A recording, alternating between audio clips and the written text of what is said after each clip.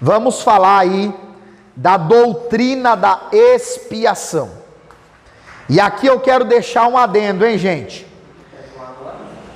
Por favor, tem um monte de Bíblias aí, traduções novas, que estão retirando essas palavras: expiação, propiciação pelos pecados. Por quê? É para o povo entender mais fácil. Tudo bem, é válido fazer uma tradução que o povo entenda fácil. Mas uma palavra como expiação, todo crente precisava saber o que significa. Todo crente. Porque, irmãos, a expiação é um dos frutos principais da morte de Jesus na cruz. O que significa expiar? Verbo expiar, o ato de expiar. A ideia de expiar não é pagas ali, é pagar. Pagar os crimes, sofrer as consequências. Vamos fazer uma cena aqui, Wellington? Vamos pensar. Na homilética a gente aprende que nunca se usa exemplos presentes para coisas negativas, amém? Então quando você for pregar, eu vou pregar o pecado de Davi. Você nunca vai falar assim, imagina, pastor, se isso acontece com você. Imagina, irmã, se você é a Batseba. Não, nunca se faz isso. Por ética, amém? Vai dar um exemplo negativo, usa um exemplo, uma suposição. Então não tem ninguém aqui hoje que chama José. Aí você imagina que o Zezinho tem 2 filhos. Quantos filhos? Os 2 filhos do Zezinho foram para a escola. E o serial killer resolveu que aquele dia, Joab, é o dia de ir para a escola. Aí, gente, o serial killer invade a escola e mata os 2 filhos de Zezinho. O que acontece? A polícia chega, prende o serial killer e ele vai ser julgado. Chega lá, está o meritíssimo juiz. E Zezinho foi no dia do julgamento. Porque Zezinho espera o que do juiz? Justiça. Condenação para esse homem. Isso não é um homem, é um bicho. Zezinho é até crente. Ele entende que não precisa decretar a pena de morte, mas pelo menos uma prisão perpétua, sim ou não? Obrigado, Elton. Pelo menos uma prisão perpétua para esse serial killer. E eu não acho que esse serial killer deve comer e beber de graça na cadeia, não. Acho que ele tem que trabalhar para se sustentar lá dentro e ficar preso até que a morte chegue. Zezinho deseja que a justiça seja feita. Aí, irmãos, o meritíssimo se levanta, analisa todas as provas que o serial killer merece a condenação e julga o serial killer como inocente. O que é que Zezinho, pai das 2 crianças mortas, diz? Esse juiz é comprado. Esse juiz não vale nada. Esse homem é sem escrúpulos, sem moral, sem caráter. Esse juiz é pior do que o serial killer. Porque ele está concordando com o homem que matou as crianças. Zezinho deseja que os crimes sejam pagos por aquele homem. Zezinho deseja a expiação, o pagamento, as consequências do ato daquele serial killer. Porque Zezinho, por mais que seja pecador, ele tem um senso de moralidade dentro dele. Quando nós olhamos para a história da humanidade, você e eu somos o serial killer. E Deus é o juiz, que nos declarou inocentes, mesmo sendo merecedores de toda a justa e santa ira de Deus. Nós éramos merecedores da condenação. Qual é a diferença? É que o justo juiz olhou para você, o justo juiz olhou para mim, e não viu mais o Vivaldo, não viu mais o Mica, ele viu o sangue de Cristo, que nos declarou justos de todos os nossos pecados. Esta é a doutrina da expiação. Tem gente que pensa que o pecado não foi pago. Tem gente que pensa que a consequência do pecado não foi executada. Foi. Bom, Micael, qual é a diferença então? Eu não sofri a punição. Cristo foi punido no meu e no teu lugar. É certo falar então que todos os que serão salvos entrarão nas mansões celestiais, conseguirão não, né? Serão salvos, mas mesmo não merecendo. Exatamente. Irmãos, tem gente que acha que hoje, por ser crente, merece. Olha, irmão, eu não merecia a salvação, mas hoje eu mereço. Não, nós continuamos não merecendo. A questão é que quando Deus, o justo juiz, olha para você e olha para mim, a Bíblia diz que o que nos justificou, o que nos tirou de injusto para justo diante dos olhos do Pai, é o sangue de Cristo. É o sangue de Cristo que declarou ao Pai que você não é mais o serial killer, que eu não sou mais o serial killer, mas que nós somos uma nova criatura, criados e transformados para a glória de Deus. Agora, alguém teve que pagar. Alguém teve que sofrer as consequências. E quem foi que sofreu? Cristo. Percebe como a morte dele não é um martírio. Não é só um Pedro que está morrendo para não negar a fé. Não é só um Paulo que vai ser decapitado para não negar a fé. A morte de Cristo, irmãos, na cruz, é Cristo olhando para mim e para você, um monte de gente que não merecia a graça, merecia o castigo, e Cristo dizendo: ei, receba aí esse presente, porque eu vou sofrer toda a condenação no teu lugar. É por isso que o homem que rejeita a graça de Cristo vai para o inferno, porque ele está olhando para o sacrifício de Cristo na cruz e dizendo: o Senhor pagou por mim, mas eu não quero não. O Senhor sofreu a consequência da punição divina por mim, mas eu não estou interessado não. O homem não vai para o inferno porque pecou ou porque peca. Pecar é só uma consequência do coração dele que está entregue ao mal e aos pecados. O homem vai para o inferno porque rejeita a graça e o amor de Cristo Jesus. Porque João 3,16 é muito claro. Deus amou o mundo de tal maneira que deu seu Filho unigênito. Para quem? Para que todo aquele que nele crê não pereça, mas tenha vida eterna. Se a pessoa quiser e tomar posse do sacrifício de Cristo, ela sairá da morte para a vida. Amém?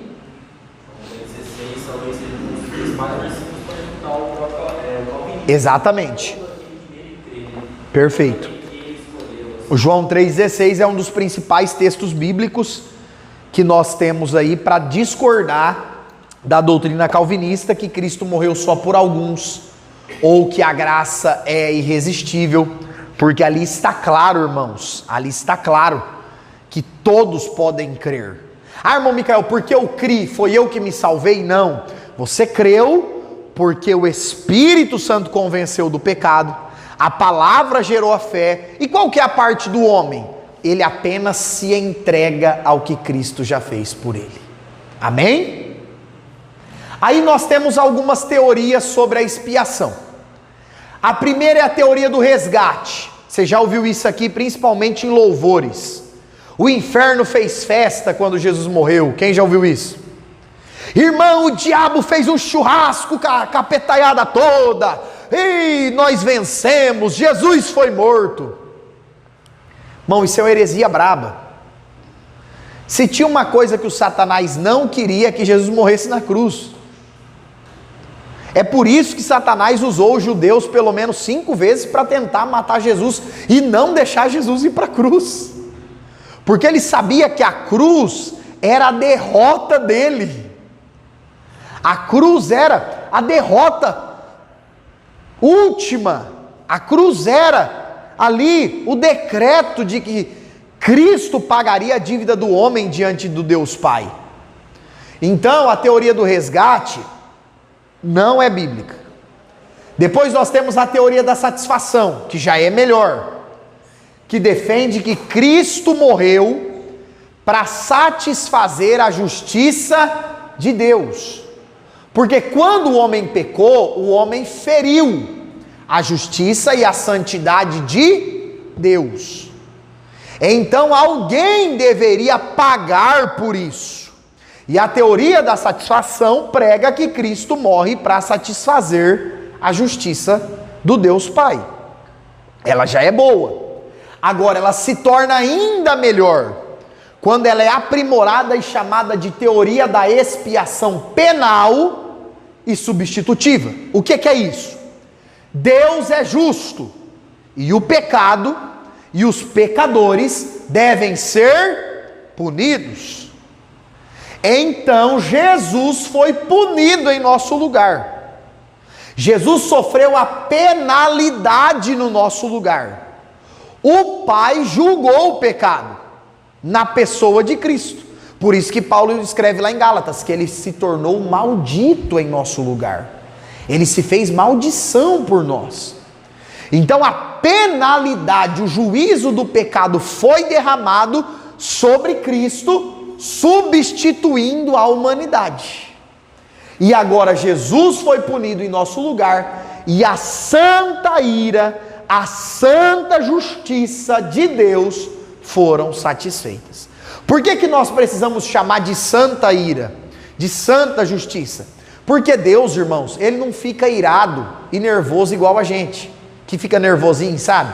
Sai chutando as coisas, eu não quero mais saber de nada. A ira de Deus não é isso. Ela não é uma ira da alma humana, uma emoção descontrolada aí que você fica nervoso, os batimentos aceleram, 10 minutos depois você está calmo e tem que pedir perdão a Deus porque ficou irado. A ira de Deus não é isso. A ira de Deus tem a ver com o atributo da santidade de Deus. E se Deus é santo, santo, santo, e o homem é pecador, esse pecado precisa ser resolvido, para que o homem possa agradar a Deus. Então nós chamamos de santa ira de Deus, santa justiça de Deus. Amém? Que Deus não é o pai que ficou nervosinho porque o filho fez coisa errada. Deus é o Pai santo, santo, santo. Não sei se vai falar mais pra frente sobre a questão da expiação, porque antes também havia expiação na antiga aliança com a lei. Isso, vamos entrar? Olha só, irmãos, bem lembrado aí pelo irmão Joabe. Na fé dos judeus, no Antigo Testamento, existia o dia da expiação. Sabe o Yom Kippur? Que o Agenor Duque, o pessoal aí do neopentecostalismo quer fazer nas igrejas até hoje? Se Paulo tivesse vivo, Paulo ia mandar uma carta para eles, igual mandou lá para os Gálatas, né? Por que vocês querem judaizar a igreja? Por que vocês querem trazer o judaísmo? Nós estamos na nova aliança. Essas coisas eram imagens do que Cristo fez. Olha só, irmãos, o dia do Yom Kippur era um dia do ano no calendário dos judeus, em que um cordeiro era sacrificado em sinal de pedir perdão a Deus por todo o povo de Israel. Então o sacerdote colocava a mão sobre o cordeiro e matava aquele cordeiro, dizendo para Deus o seguinte: Deus, esse cordeiro está morrendo no lugar do seu povo, recebe o nosso sacrifício e perdoa os nossos pecados. Agora, qual era o problema? A expiação no Antigo Testamento, ela não tinha o poder de arrancar o homem das garras do diabo. O autor aos Hebreus escreve que os pecados do povo eles eram apenas cobertos. Era como se Deus aceitasse a oferta não considerasse o povo culpado, mas o povo continuava com aquele sentimento de culpa, de pecadores. Aí Cristo vem e faz de uma vez o sacrifício da expiação. É por isso que hoje você e eu não precisamos mais sentir o peso da culpa da nossa vida pecaminosa que vivíamos. Por quê? Porque a morte de Cristo não foi só uma representação de alguém morrendo pelo povo. Foi o próprio Deus pagando a dívida do povo e retirando a culpa que estava sobre nós. Amém? E aí, irmãos, o sacrifício de Cristo foi feito de uma vez por todas. Por isso que a carta aos Hebreus fala, você não precisa trazer ovelha para a igreja. Não precisa trazer pombinha para o culto. Não precisa trazer novilha para a igreja. Não, o sacrifício de animal acabou. Era uma imagem do que Cristo fez de uma vez por todas na cruz. Amém? Gente, nós temos que buscar a santificação, sim ou não? Temos que viver em temor a Deus, sim ou não? Mas nós precisamos entender que tudo isso é consequência de um coração transformado. Não é que nós vamos estar pagando um pouquinho mais para Deus os nossos pecados, não. Quando nós vivemos em santidade, nós não estamos ajudando a Jesus a pagar a nossa dívida. A dívida já foi paga. Miqueias escreve que Deus pegou os nossos pecados, o nosso passado, a nossa vida errada e lançou no mar do esquecimento. Deus não é o diabo que fica vindo até você e dizendo: então, sem vergonha, você fez isso, fez aquilo outro. Não. A Bíblia diz que Deus não lança no nosso rosto, Deus não joga na cara os pecados que Ele já nos perdoou.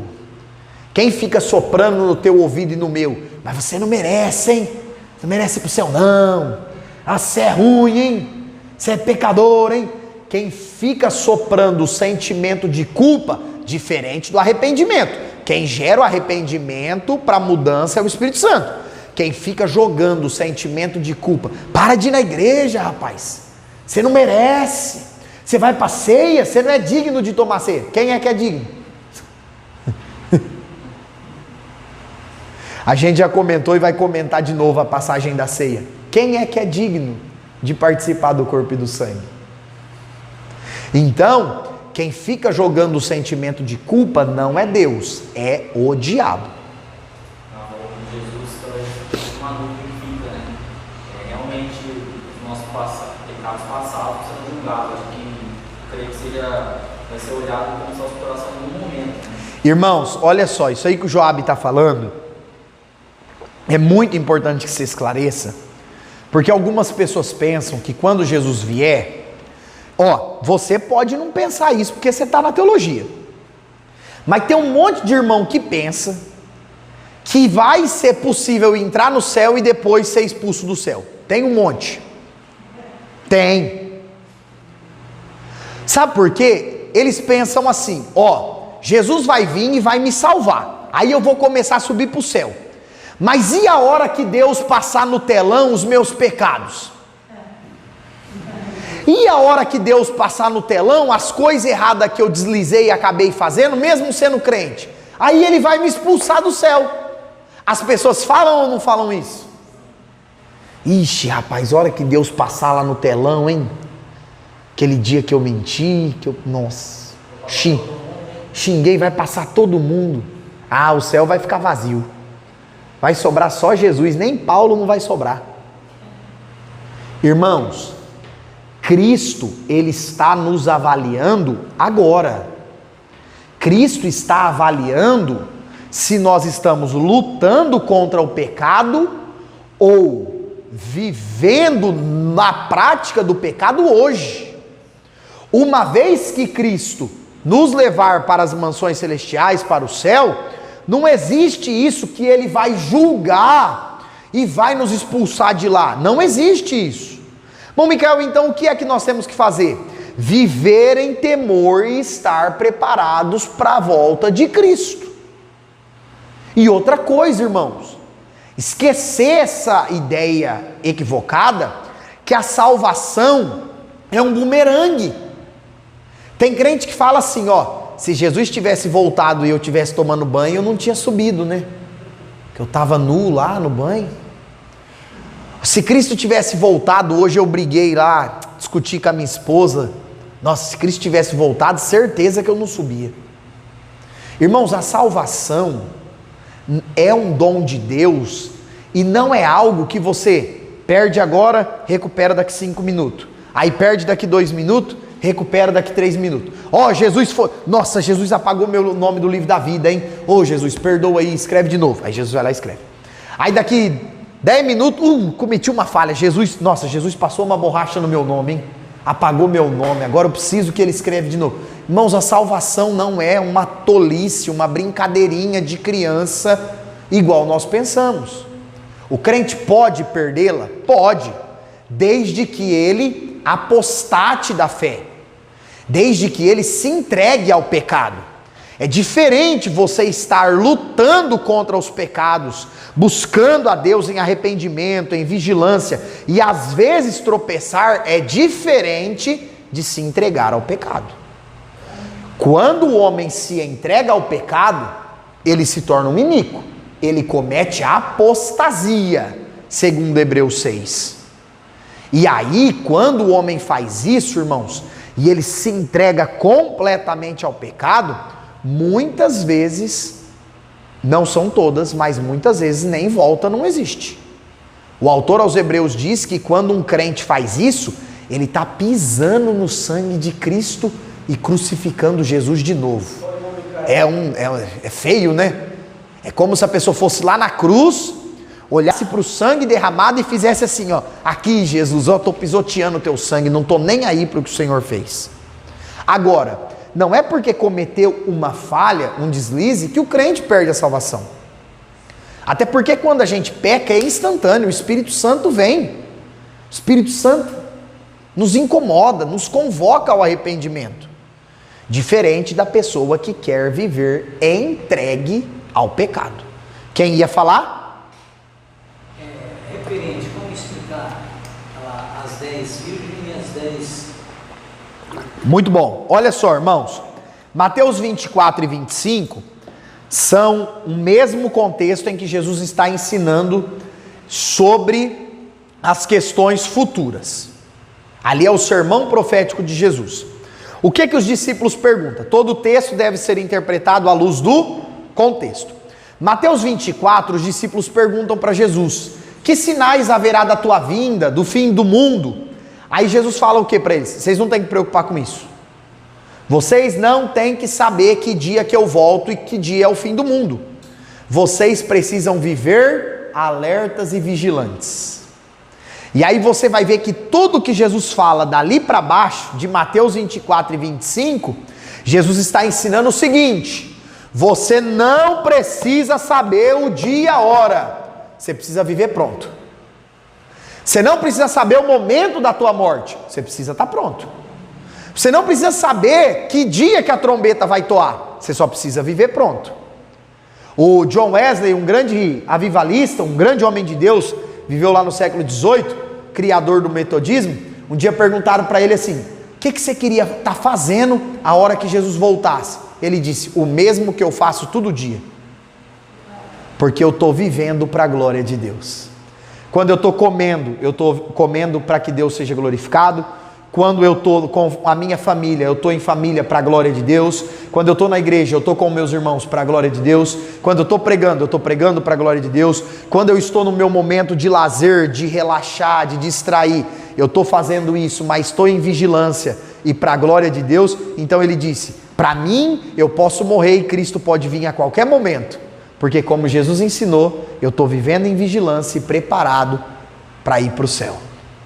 Então, esse é o foco do crente, esse é o objetivo do cristão, é viver alerta, preparado, porque Cristo pode vir a qualquer momento. Amém? Para terminar, gente, sim. Sobre essa apostasia, vamos colocar aqui, por exemplo, tem muitas pessoas, por foi batizado. Batizou nas águas, foi batizado com o Espírito Santo. Não é apostasia da fé? O senhor fala de descer as águas uma segunda vez? É como se esse batismo para ele. Então, é que aí, irmão Giovanni, vai depender muito do porquê a pessoa praticou esse segundo ato batismal. Por exemplo, irmãos, muitos de nós, o dia que a gente foi batizado nas águas, nós não batizamos, nós tomamos um banho de água, muitos de nós. Por exemplo, a pessoa que é batizada sem ser discipulada, sem conhecer a fé. A pessoa é batizada sem saber o que é pecado. A Bíblia diz que o batismo é um sinal do arrependimento de pecado. Eu fui batizado sem saber o que era pecado, sem saber que eu era pecador. Eu simplesmente tive vontade, antes dos 12 anos, e fui batizado. Tomei um banho. Espiritualmente falando, eu vejo que o meu batismo não foi nesse dia. O meu batismo foi o dia que Jesus falou comigo de uma forma muito assim clara, e eu tive a plena convicção de pecado, e declarei para Deus e para todos à minha volta, que a minha vida era de Cristo, e eu ia viver para a glória de Deus. Porque o batismo, ele é o quê? É uma confissão pública da fé. O batismo nada mais é do que você dizer para Deus, para o diabo, para os demônios, para as pessoas o seguinte: eu agora sou de Cristo. Uma pessoa que, por exemplo, tomou um banho sem saber o que era o batismo, teve um encontro com Cristo, foi discipulada e queira descer as águas novamente, nós não podemos dizer que é um pecado. Não podemos. Por quê? Porque foi dali mesmo em diante que ela nasceu de novo. Foi daquele dia em diante que ela se arrependeu dos seus pecados. Foi dali em diante que ela tomou a decisão de seguir a Cristo. Então essa questão de batizar uma segunda vez tem mais a ver com o porquê, para quê, do que com o ato em si. Agora, uma vez que a pessoa já estava arrependida dos pecados, já tinha tido um encontro com Cristo e fez o batismo correto para professar a fé em Cristo, aí não há uma necessidade dela descer as águas uma segunda vez, nem terceira, nem quarta, que tem lugar, irmão, olha só, tem crente que batiza 10, 15 vezes. O camarada vai lá em Israel, lá, aí batiza. Tudo bem o cara dá um mergulho lá para tirar uma foto, guardar uma lembrança de um simbolismo. Olha, João Batista batizava aqui, beleza. Agora, fazer uma oração, toda uma cerimônia de batismo, como se fosse o batismo bíblico, aí eu acho que é levar a doutrina do batismo meio que relaxadamente. Por exemplo, a pessoa batizada num tanque, e ela tem o desejo no coração de ser batizada no rio e águas correm, não tem problema nenhum. Não tem problema, mas também não vai servir de nada. Eu acho que para mim, assim, o batismo. Porque antigamente, né, Miguel, as igrejas agora vai batismo no rio, né? Isso. 40 anos atrás. Isso, eu até fui assistir quando criança, eu achei lindo quando eu fui. Qual que era a ideia, irmãos, de batizar no rio? Como a água do rio é corrente, vai levar os pecados embora. Essa era a ideia das pessoas. Se eu batizar numa água parada, o meu pecado vai ficar na água. As pessoas pensavam isso. E na verdade, o batismo, irmão, não é lavar os pecados por fora. É uma representação de que o seu velho eu morreu e o novo nasceu. Por exemplo, os nossos irmãos em Cristo, que moram em lugares congelados, não tem como você exigir que uma pessoa dessa seja mergulhada no batismo. Não, irmão, se você quer batizar e ser de Jesus, você vai ter que mergulhar aí no gelo.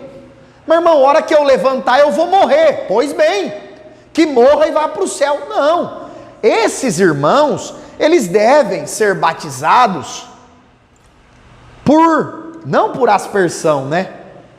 Mas sim, tem um outro nome, imersão, aspersão, oblação, se não me falha a memória, que é quando a água é derramada.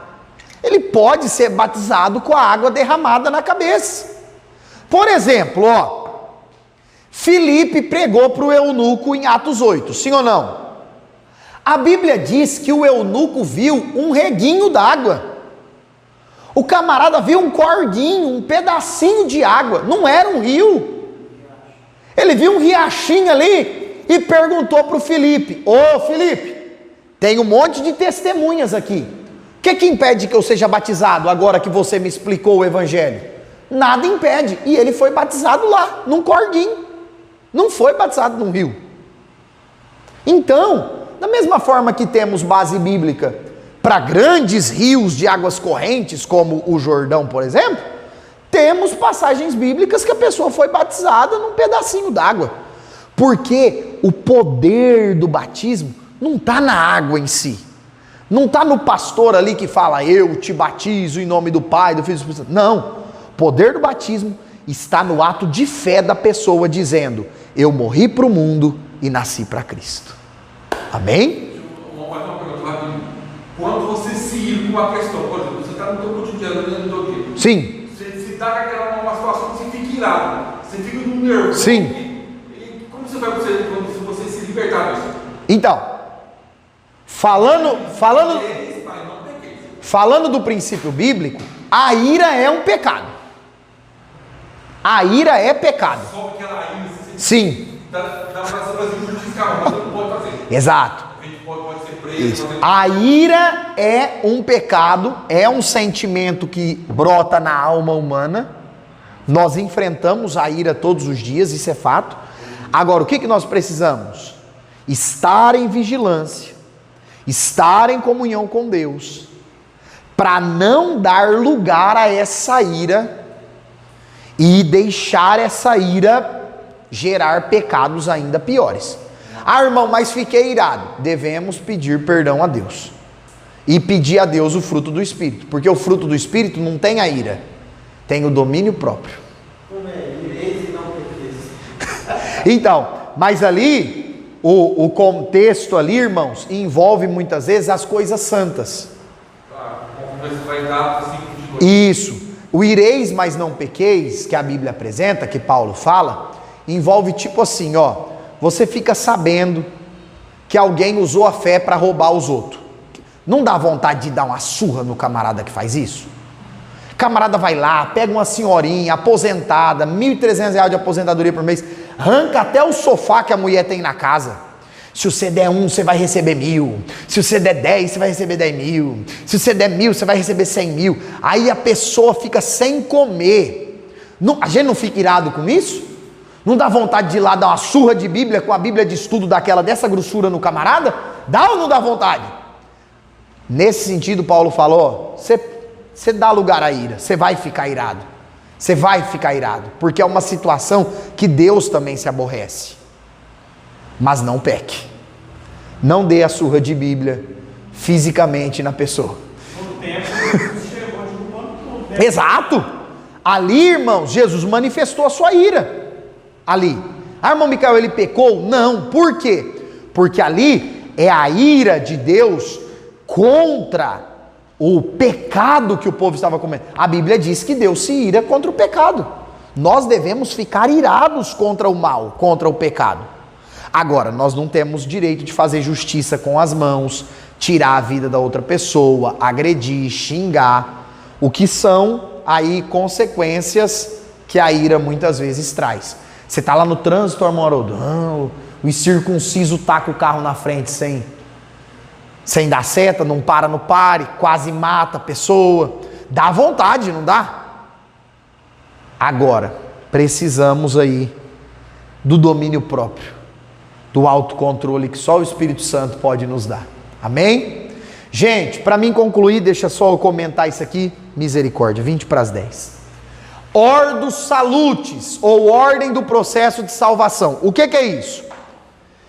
Existe um processo que a salvação acontece na vida do crente. Está aí na página 127 de vocês, é legal vocês analisarem depois. O calvinismo acredita em uma ordem, o arminianismo acredita em outra. Eu vou citar para vocês essa forma de Armínio, que é a forma que nós cremos ter mais base bíblica. Primeiro, a eleição, a predestinação à eleição. Por quê? Porque lá na eternidade Deus já sabe quem vai ser salvo ou não, sim ou não? Deus, por ser Deus, já sabe se nós vamos aceitar ou rejeitar a graça. Depois a expiação universal. Então o segundo ato do processo da salvação foi a morte de Cristo. Depois aparece a graça. Jesus aparece e nos concede a sua graça. Depois vem a fé, através da palavra, e o arrependimento, através do Espírito Santo. Irmão, eu me entreguei a Cristo. O que acontece agora? Justificação pelo sangue. Jesus nos declara justos pelo seu sangue.